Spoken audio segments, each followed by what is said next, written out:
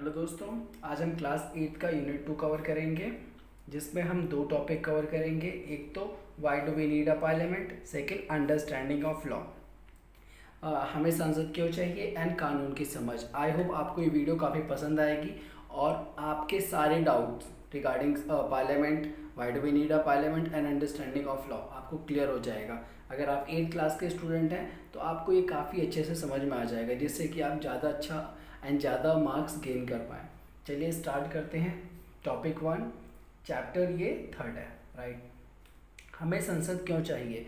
सबसे पहले क्वेश्चन आता होगा, why do we need a parliament. तो सबसे पहले इस क्वेश्चन को समझने से पहले हमें समझना होगा पार्लियामेंट कि पार्लियामेंट क्या होता है। पार्लियामेंट क्या होता है? पार्लियामेंट एक हाउस होता है, राइट। एक हाउस जिसमें दो घर मान लो, एक में लोकसभा, एक में राज्यसभा, ये दो लोग रहते हैं, राइट। एक में लोकसभा एंड एक राज्यसभा। इसमें टोटल अगर लोगों की बात करें 543 और ये 250, राइट। ये दो घर होते हैं जिसमें लोग जाके रहते हैं। अब कौन से लोग रहते हैं? क्या हम लोग रहते हैं या अमीर लोग या गरीब लोग? नो, यहाँ पे वो लोग रहते हैं जिन्हें हम चुनते हैं। लोकसभा लोगों की सभा, जिसमें लोगों के द्वारा चुने हुए लोग जाते हैं। Only those people who are elected by people, right. हमने इन्होंने इलेक्ट किया, हमने उन्हें चूज़ किया, वो जाके वहाँ बैठते हैं। राज्यसभा के लोग वो होते हैं जो डायरेक्टली आते हैं, उन्हें हम चूज़ नहीं करते हैं, स्टेट उन्हें भेजता है पार्लियामेंट में, राइट। तो इस तरीके से हम समझेंगे कि हमारी बातों को रखने के लिए हम संसद में जाते हैं, इसलिए हमें संसद की नीड होती है। हमारी बातें इन द सेंस कैसे? जो लोगों को हम चुनते हैं वो हमारे लीडर्स होते हैं। फॉर एग्जांपल विधायक, अगर आपको पता हो कि विधायक कौन होता है, तो वो लोग वहाँ जाते हैं, हमारी बातों को वहाँ रखते हैं, हमारे लिए कानून बनाते हैं, जिससे कि हमारी लाइफ बेस्ट हो सके। तो इसलिए हमें संसद की नीड होती है, बिकॉज हमारे सारे कार्य वहीं पे होते हैं। चाहे वो कानून बने, सरकार को नियंत्रित, सरकार के सारे फैसले लोकसभा पार्लियामेंट में ही लिए जाते हैं, जिसमें दो हाउसेस होती हैं, एक लोअर हाउस, एक अपर हाउस, एक लोकसभा, दूसरा राज्यसभा। आई होप आपको ये क्लियर हो गया होगा। नेक्स्ट अगर हम बात करें, इसलिए हमें संसद चाहिए होता है। संसद की इम्पोर्टेंस बहुत ज़्यादा होती है। संसद में पहले बात होते कौन से लोग होते हैं? प्रेसिडेंट होता है, लोकसभा एंड राज्यसभा से मिलके पार्लियामेंट बनता है। तो ये चीज़ें होती हैं और यही दो इम्पॉर्टेंट लोग होते हैं जो पूरे सरकार को चलाते हैं, राइट। अगर कोई कानून बनेगा तो पार्लियामेंट का नाम आएगा, अगर कोई बिल पास होगा वो भी पार्लियामेंट में आएगा। तो इस तरीके से हम समझ सकते हैं। और सबसे इम्पोर्टेंट चीज़, हम एक डेमोक्रेटिक कंट्री में रहते हैं, राइट। डेमोक्रेटिक मतलब कि लोकतांत्रिक, जहाँ पे लोगों का शासन होता है। और जहाँ पे लोगों का शासन होगा डेफिनेटली वहाँ पे पार्लियामेंट होगा, क्योंकि सारे फैसले पार्लियामेंट में लिए जाएंगे, कानून भी वहीं बनेगा और लोगों के लिए फैसले भी वहीं लिए जाएंगे। इसलिए हमें संसद चाहिए। Why do we need a parliament? That's why we need a parliament, right. ये हो गया होगा क्लियर। इसमें दो हाउसेस होते हैं, लोकसभा राज्यसभा, इतने लोग होते हैं, इसमें इतने लोग होते हैं, राइट। और ये बनता कैसे है? जब प्रेसिडेंट प्लस पार्लियामेंट में दो। आई होप ये है उसका स्ट्रक्चर। नेक्स्ट आते हैं संसद की भूमिका। अब हम पार्लियामेंट के रोल की बात करते हैं कि इनके रोल क्या है। अगर इनके रोल की बात करें तो पार्लियामेंट, यहाँ पे मैंने कुछ बना रखा है। पार्लियामेंट में दो लोग आ जाते हैं, जैसे कि राष्ट्रीय दल और राज्य दल, दो टाइप के दल होते हैं। हमारे पूरे भारत में, हमारा भारत लोकतांत्रिक देश है, यहाँ पे दल पाए जाते हैं जो लीडर बनते हैं, हमारी बातों को सरकार के पास ले जाते हैं। तो उसमें एक होता है राष्ट्रीय दल, एक होता है राज्य दल। राष्ट्रीय दल ऐसा दल होता है जो पूरे भारत में पाया जाता है। राज्य दल केवल एक राज्य से रिलेटेड होता है। अगर एग्जांपल लें, बीजेपी, कांग्रेस, दो टॉप के जिनका नाम सबको पता है। राज्य दल में हो गया बहुजन समाज और कम्युनिस्ट। तो ऐसे एग्जाम्पल हैं, जो आम आदमी पार्टी ले लो, वो भी अभी राज्य दल है।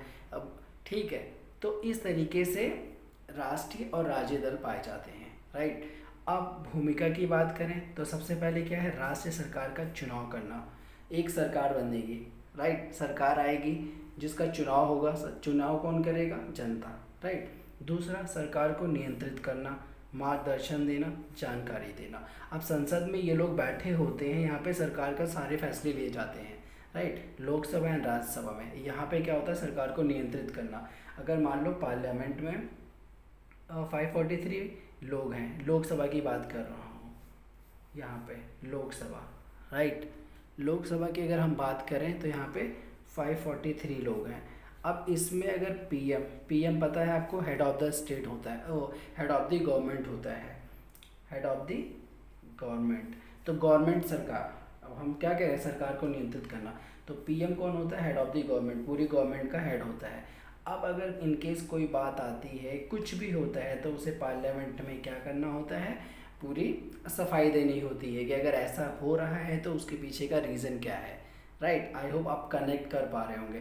तो इस तरीके से ये नियंत्रित करता है, मार्गदर्शन देता है। संसद क्या करता है, मार्गदर्शन देता है। मार्गदर्शन किस सेंस में, यहाँ पे 543 लोग हैं, मतलब पूरे पूरे भारत के लोग यहाँ पे होते हैं। तो हर एक जगह के इश्यूज़ को यहाँ पे ईजिली रखा जाता है, जिससे कि कानून बनाने में इजी होता है, मार्गदर्शन प्रोवाइड होता है, जानकारी भी देना, तो जानकारी भी यहाँ से प्रोवाइड हो जाती है, राइट। अब सबसे बड़ी चीज़ अगर हम देखें तो होता है कानून बनाना। पार्लियामेंट का सबसे इम्पोर्टेंट काम ये भी है कि वो कानून बनाता है। कानून बनाता है इस बेसिस पे जिससे जी जनता को ईजी हो, वो अच्छे से कार्य कर पाएँ, राइट। इस तरीके से कानून बनता है। तो ये है संसद की भूमिका, राज्य सरकार का चुनाव करना, ठीक है। यहाँ से सरकार बनती है, सरकार जिसकी पार्टी बहुमत में होगी उसकी सरकार बनेगी, इसलिए यहाँ पे राष्ट्रीय सरकार का चुनाव होता है, राइट। यहाँ से क्लियर रखना, 543 में जिसकी मेजॉरिटी आएगी, जो जीता, राइट, उसकी सरकार बन जाएगी। फिर सरकार को नियंत्रित करेगी पार्लियामेंट के सारे लोग मिलकर सरकार से क्वेश्चन करते हैं कि अगर आपने ये फैसला लिया है तो उसके पीछे रीज़न क्या है, राइट। और फिर मार्गदर्शन देना, जानकारी देना, और सबसे बड़ी चीज़ है कानून बनाना, राइट। तो ये है उसके रोल। अगर आता है question what are the role of the parliament, then you have to mention these 3 things, right.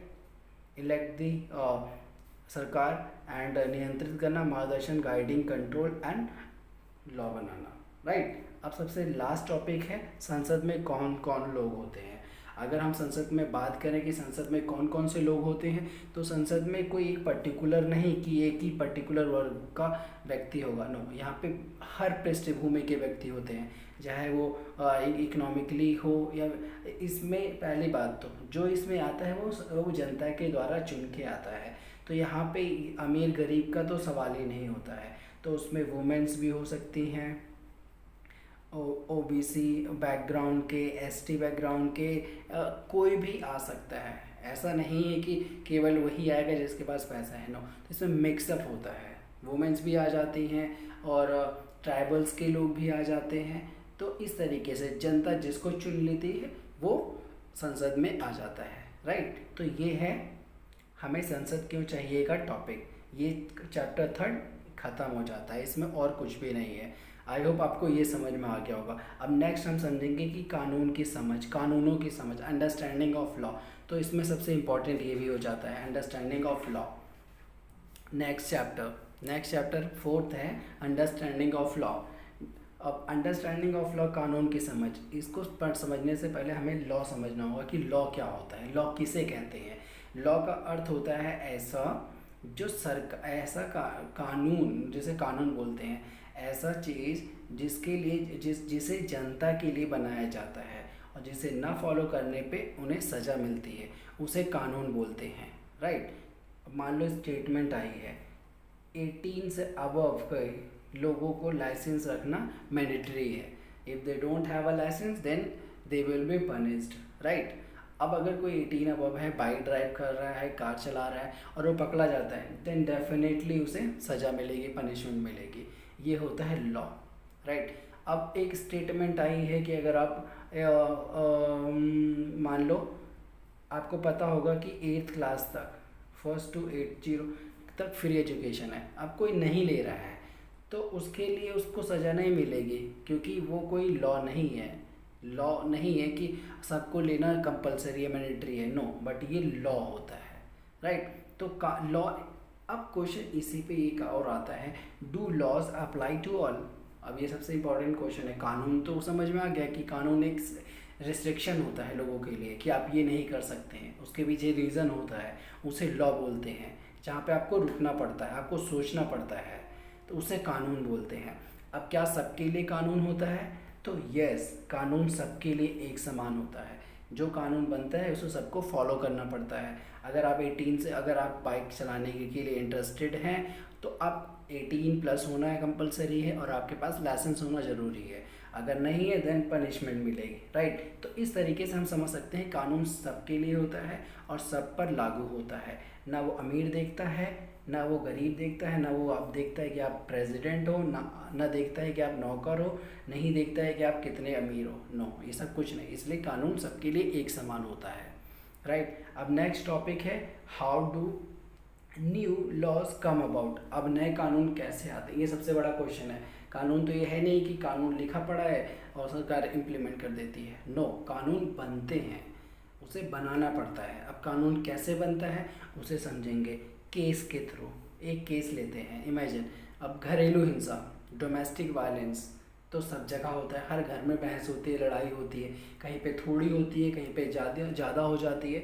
तो इस तरीके से ये जब इशू बन जाता है, national issue, right, national issues बन जाता है, लोगों को इससे प्रॉब्लम होने लगती है, वुमेन्स इससे टॉर्चर होने लगती हैं, तो कानून को लगता है कि हाँ इस पे हमें लॉ बनाना होगा। तो वो क्या करते हैं, इसके बेसिस पे लॉ बना देते हैं कि अगर डोमेस्टिक वायलेंस होता है तो इसके ऊपर इतना पनिशमेंट मिलेगा, इस पे ऐसे केसेस हो जाएंगे, राइट। ये तो चलो इसका हो गया। अब लाइसेंस का ही ले लेते हैं, ड्राइविंग लाइसेंस का, डीएल का।